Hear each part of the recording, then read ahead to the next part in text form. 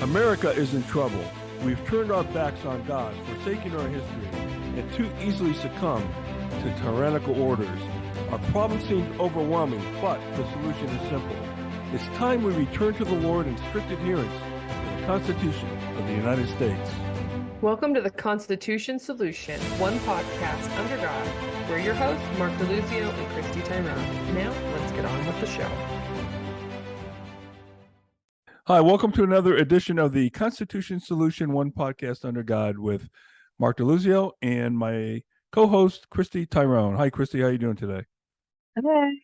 Ready to learn about enumerated powers. Oh, okay. You're a good straight person. Yeah, we're going to talk about the enumerated powers. Let's set this up a little bit, though, Christy. In the Constitution, Article 1 all has to do with the legislative branch. Remember, we talked about the three different branches. The legislative, the executive, and the judicial. Article 2 is all about the executive branch, and Article 3 is all about the judicial branch, which is the shortest of the three articles. Article 1, the legislative branch, covers 50%, if you want to count up the words, 50% of the total Constitution. And I can't remember, there's some 4,200 words in the Constitution. 4,300 and something. Okay.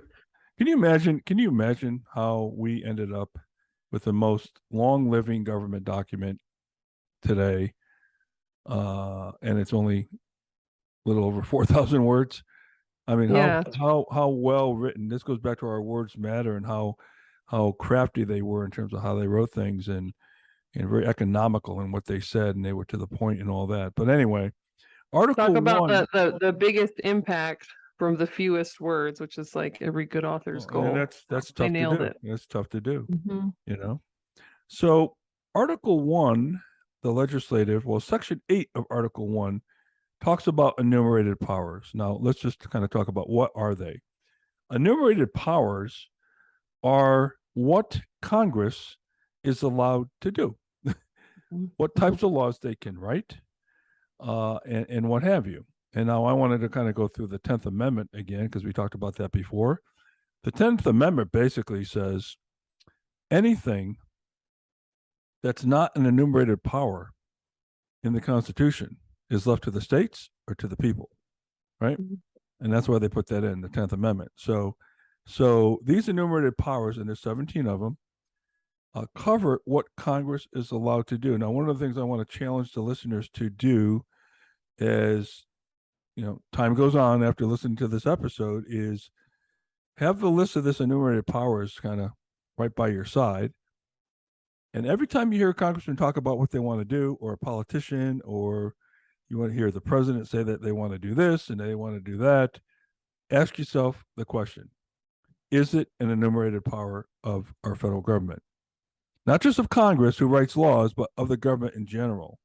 Is it allowed? And we'll talk about some examples where it's not allowed, but they do it anyway. And this is the whole reason for this podcast, to get people educated on what our rights are and what the government's not allowed to do. Because every time they do something they're not allowed to do, they're infringing on our rights. And that's the whole essence of why we're doing this. Christy and I, got together and said, this is what we want to do. So I want to talk a little bit about the enumerated powers. There's a lot you could probably do an episode on every single one of these, right? Maybe we will one day. And well, we probably will, especially, some of these are unbelievably important. They all are, but so it's broken down essentially into two sections: a general welfare powers and common defense powers. Okay. Now, I'm going to start with the 17th that says Congress's power is to make all laws necessary and proper for carrying out the execution of the enumerated powers. That is a power, writing the laws to actually carry out the other 16 powers. Okay. So yeah. And so let's start with that one first, and then now let's talk about what kind of laws they can write. And again, if it's not listed here, those are laws they cannot write. Right? If it's not listed, they can't do it. Exactly right. And this is the whole idea of and by the way, this is the whole idea of limited government, but it's also subject to a lot of debate with the founders, as we talked about. Jefferson and Madison wanted limited government. You got guys like Adams and Hamilton in particular. Your boyfriend Noah Webster, who we just talked about on our last podcast, big government guys. Okay, Hamilton, big government guy, and so they debated on this, but through all the debate and all the ratifications, and ratifying the Bill of Rights, which is our first 10 amendments, this is where they ended up. Okay, so it wasn't like a lot of people think the founding fathers were in unison on what this thing needed to look like, and they were not. No different than today. The only difference is this is now law. Okay, so when we debate whether or not the Constitution is relevant or not, if you don't follow it, you're breaking the law. Imagine that. A little bit different, right? Than where they were coming from, because they were formulating this back then, right? Okay, so let's just go through some of these. One of them is to borrow money. Oh, they're good at that. Well, they're good at that, but only when you really read behind the scenes on borrowing money, it's basically a reasonable within context of general financial principles that you would do this. Okay. You would not go out and try to borrow, $1 billion and expect to pay it back if you have a job that pays, $50,000 a year. Well, first of all, you wouldn't get the loan, but the government doesn't have those constraints. Okay. So borrowing money is one of the enumerated powers. All right. But you could also be very sloppy, and we are, with our money, not their money, our taxpayer money. Regulating commerce is another one, and that was put in there to quell any kind of dispute between states and not have states write tariffs between states. They didn't want any of that going on. So the regulation of commerce is another enumerated power. Establishing rules of naturalization and laws on bankruptcies. Okay. Those are together. They're together, and it's kind of like there are two versus one there, right? But let me talk about naturalization for a minute. Naturalization, I think we talked about this on the last podcast or one of the other earlier podcasts. Naturalization has to do with what are the laws necessary to grant citizenship. It does not include immigration. Yeah, those are two different things. Those are two different things. Now, the Supreme Court has ruled that Congress had broad powers over immigration. I happen to disagree. A lot of people do disagree. Okay. It doesn't mean that the Supreme Court's right. It's just that that's what the ruling is now. So now there's a lot, so the question really is, if it's not an enumerated power, immigration is not an enumerated power, you go back to the 10th Amendment and it's left to the states or to the people. Okay. So if you're really a purist on this, and many would agree with this, it's the states that have to control their own borders, not the federal government. Okay. We'll have to do a words matter episode comparing naturalization and immigration. We could really have some fun with. Yeah, exactly. Exactly. Another enumerated power is to coin money. By the way, it doesn't say anything about paper currency here, does it? But to coin money. All right. Which is why we have,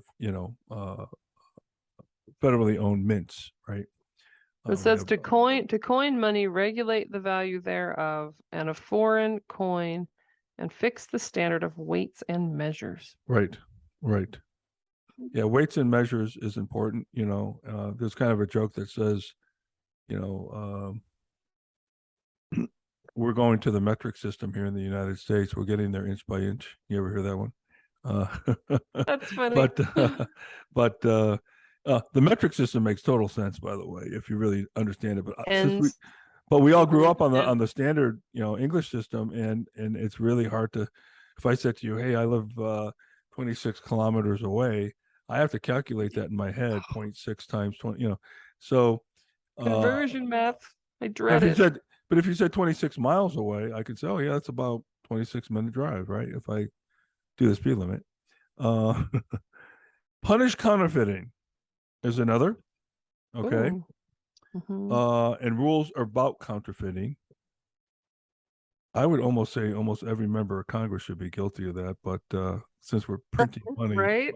in the Federal Reserve, um, establish post offices and post roads is another enumerated power. Okay. Which that's kind of fun to look into that one because in the beginning, like I've said before, the roads were terrible, and getting from colony to colony wasn't an easy, comfortable thing to do. So getting an established mail system together, that's pretty cool that they did that. A lot of people may or may not know this, but when Eisenhower instituted the interstate system, the interstate road system, Mhm. one of the primary reasons for that was to provide aircraft straight avenues to land. Okay. Oh, Yeah. So if you look at any interstate, you'll say, well, first of all, I-17 in Arizona is all straight almost. No, not quite. It goes up into the mountains, but they're all sections. It's mandated to have sections every so often for airplanes to land on it in the case of our airports being bombed in the time of war. Eisenhower. That was one of the major prime reasons for our interstate system. Yeah. Yeah.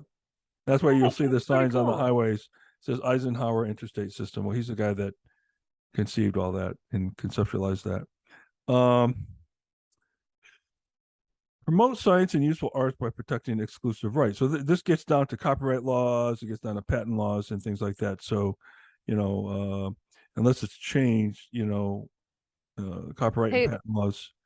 Noah Webster was a part of the copyright thing as he was writing his book. It was really important to him to have each author have the rights to their own stuff protected.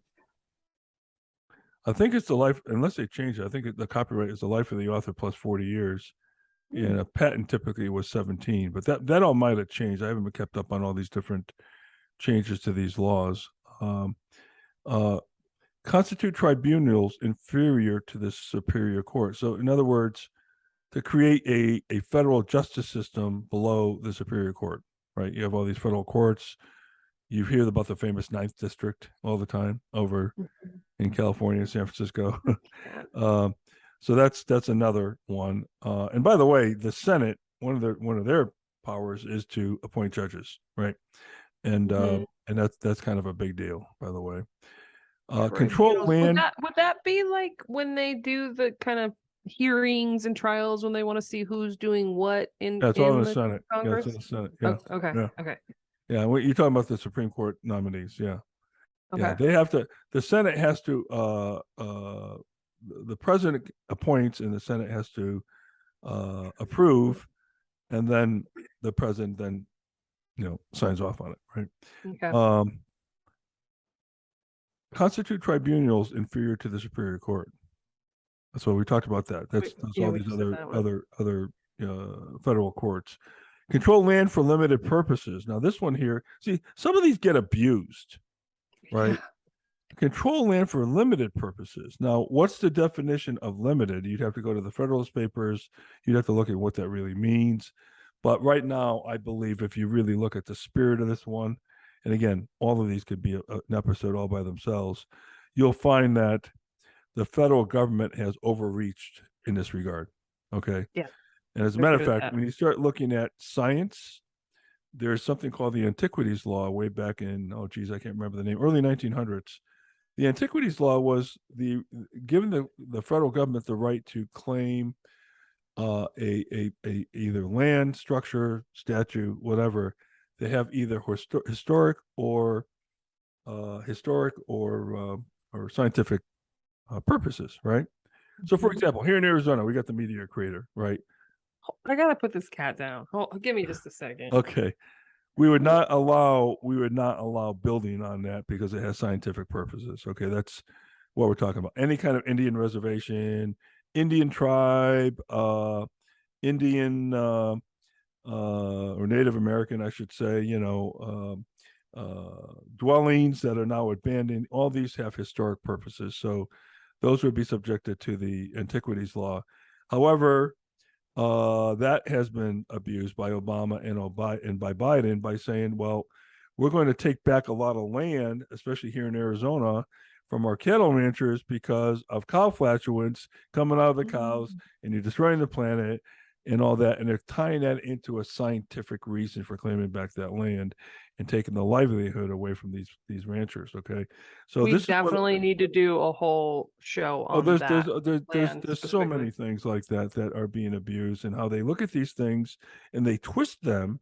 And this goes back to your words matter, Christy, because that's not what this was supposed to be about.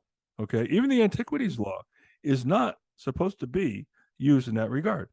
But this is where these tyrants actually come in and twist these things, and they get away with it because most people are not educated on this stuff.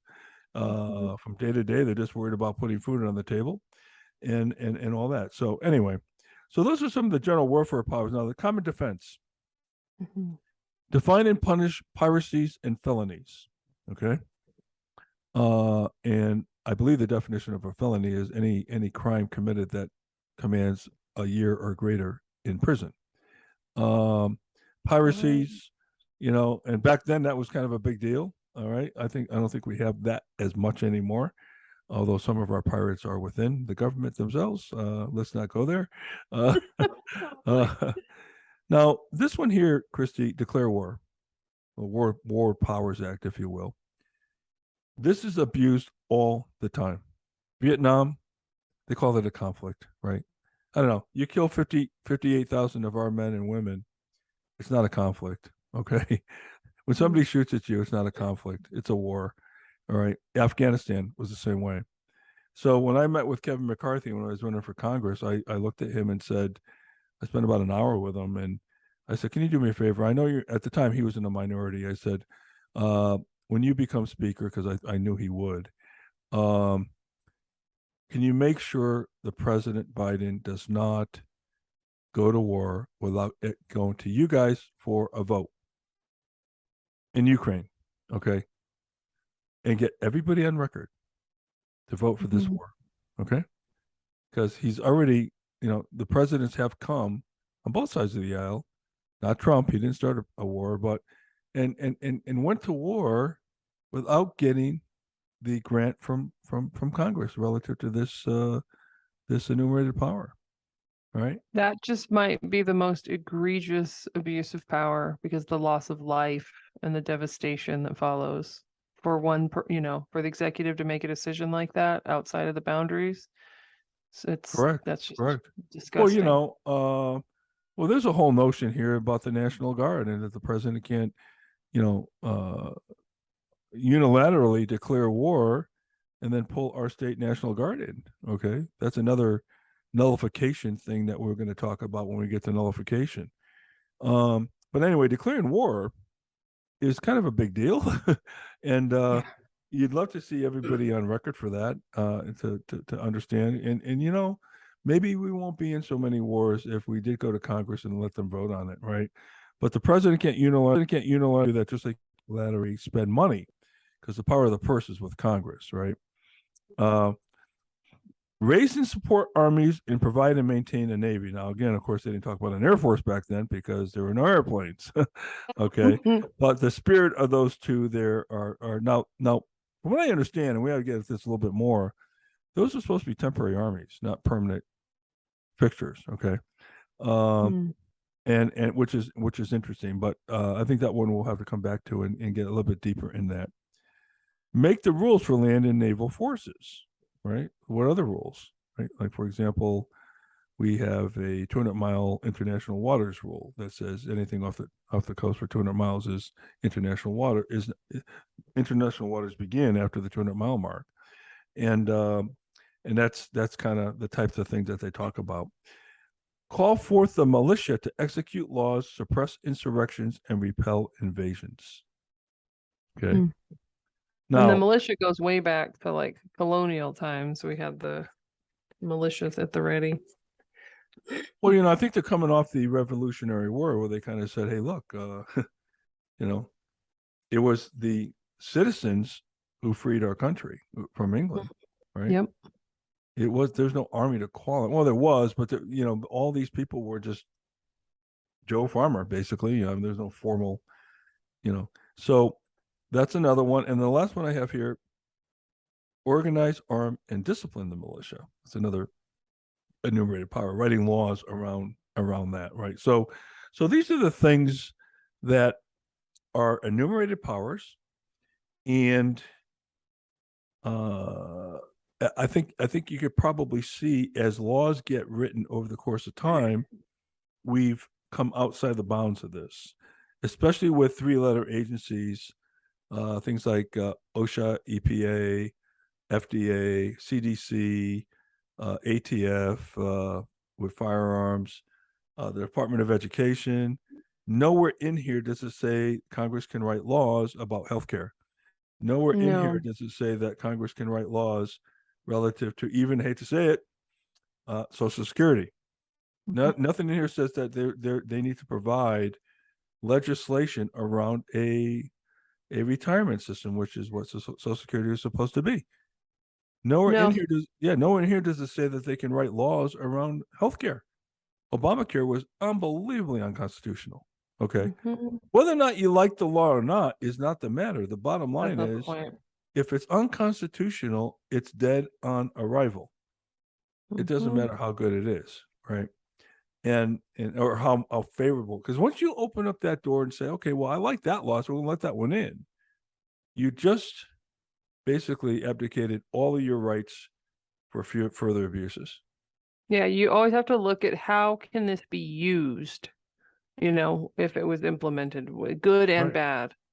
Um, so some of these are kind of interesting because like define and punish piracies and felonies. So defining it, that's kind of open, like as things change, or like piracies. Then once like when you get the movies, it says at the beginning, like no piracy of this movie, you'll be punished and stuff. Like, but they didn't have movies back then, so I guess like looks like they have a little freedom to define, is a little more broad of a scope as things develop. Same with the make rules for land and naval forces. So Mhm. obviously they can do a lot of things within those categories depending on what's happening. So they might, so it's like each one of these things, you can do a lot of things with them.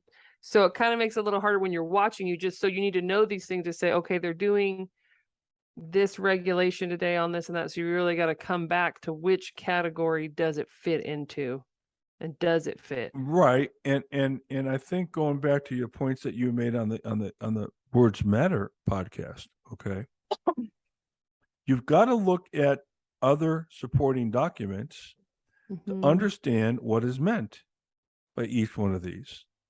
I mhm. am sure the way it's intended, having $32 trillion worth of debt, which is now 120% higher than our GDP, Ugh, was not in context of what they meant by borrowing money. no. Okay. So that's why, just looking at, borrow money. Oh, they can borrow money. Let's go out and borrow money. Right. No, that's not how you could look at this. And this is the point you made last time. You can't just read the word on the paper and walk Mhm, away with your own interpretation about what borrow money in this case means. You can't do that. You've got to go back to the founders, the intent, the debate, the discussion, the Federalist Papers, to Webster's Dictionary, to your point earlier, right? In mhm, Words Matter, and understand the context of what that all meant.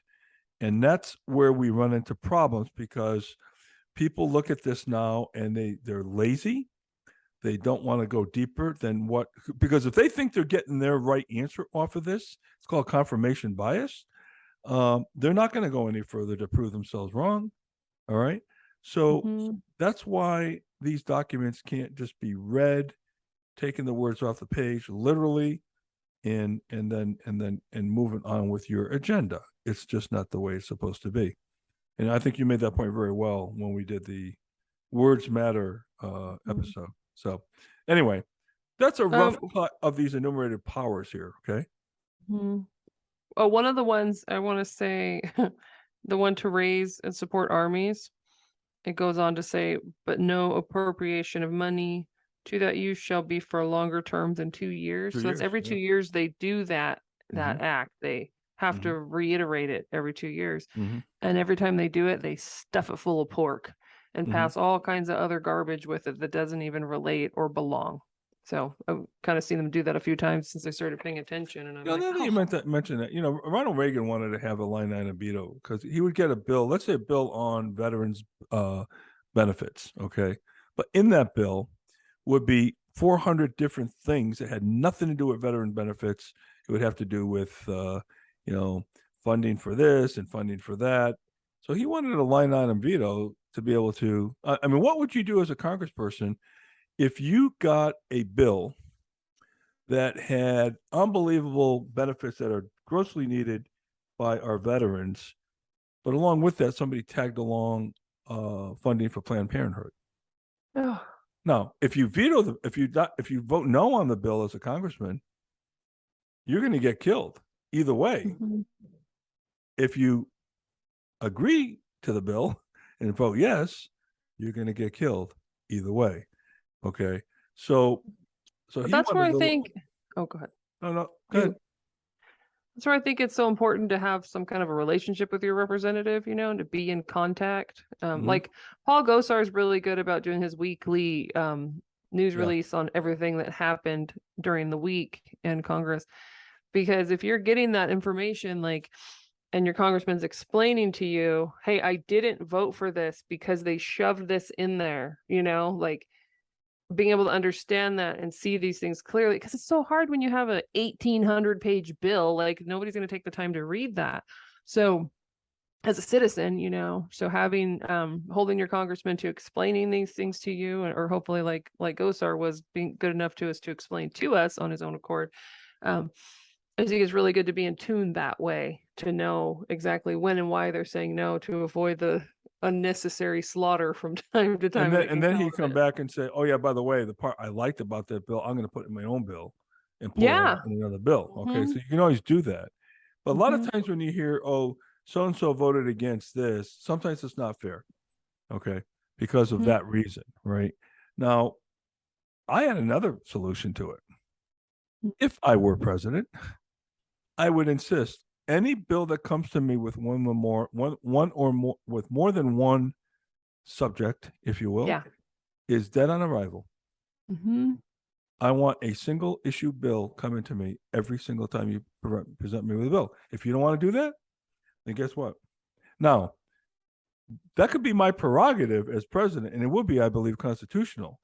I do understand, though, why the Supreme Court ruled against Reagan on the line item veto, because when it comes to the president, right, wrong, or indifferent, it got passed by the representatives of the people, and the people have spoken through the representatives. That bill got passed.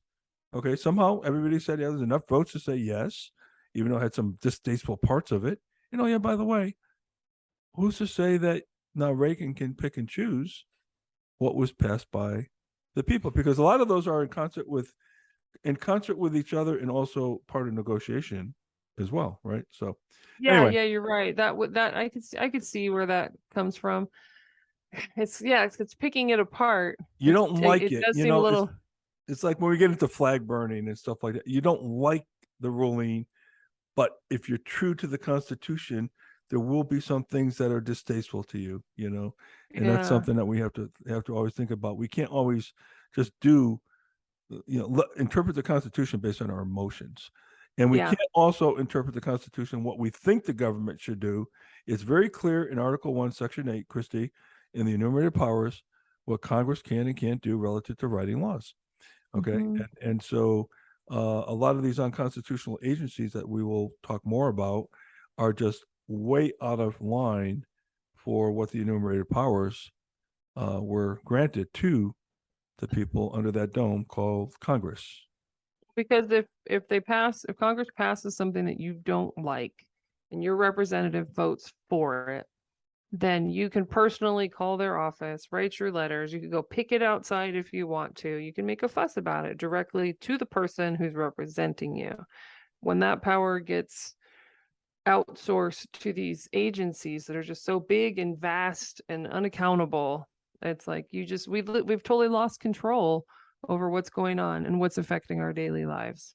And they go outside the scope of what the law was anyway. So Yeah. And these Then regulations there's have. that. Well, I mean, when the CDC said, Center for Disease Control, they came out with a regulation that said a landlord during COVID cannot evict somebody. The CDC was supposed to be talking about medical. By the way, the CDC is unconstitutional too, but Yeah. that's another subject for another day. Yeah, They because came wait, out and is it said in a there? landlord. Is that in there in this enumerated powers? Where's the part No, about there's diseases nothing about and health in health? here, and there's Yeah. nothing about education in here. Yeah, exactly. There you go. That's how you do this, right? So anyway, okay. Well, I think we'll end it here. I mean, that's just a little bit of primer on these. Like I said, each one of these is a subject very, very deep, and maybe we'll pick a few really controversial ones over the course of time and talk about it. So and kind of go from there. So okay. All right. All right. Well, Christy, thank you. That's Christy Tyrone, and it's Mark DeLuzio, and we are the Constitution Solution, one podcast under God. Thank you for listening to the Enumerated Powers. Hopefully, that would enlighten you a little bit about your government and what they're allowed to do. Remember what the Constitution is.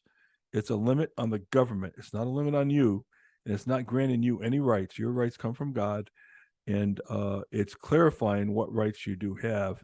But this Constitution is a constraint and a set of guidelines and guardrails of what the government, the federal government, is allowed to do. And when they step outside these bounds, they're infringing on your rights. Okay. And which usually costs you money. So anyway, thank you. We'll see you next time. For Christy and me, Mark DeLuzio. See you next time. Thank you. Bye. God bless. Thanks for listening to the Constitution Solution, one podcast under God. You can find other episodes on our website at 1787solution.com, YouTube, or wherever you listen to podcasts. We're your hosts, Christy Tyrone and Mark DeLuzio. Until next time, may God bless you and may God bless America.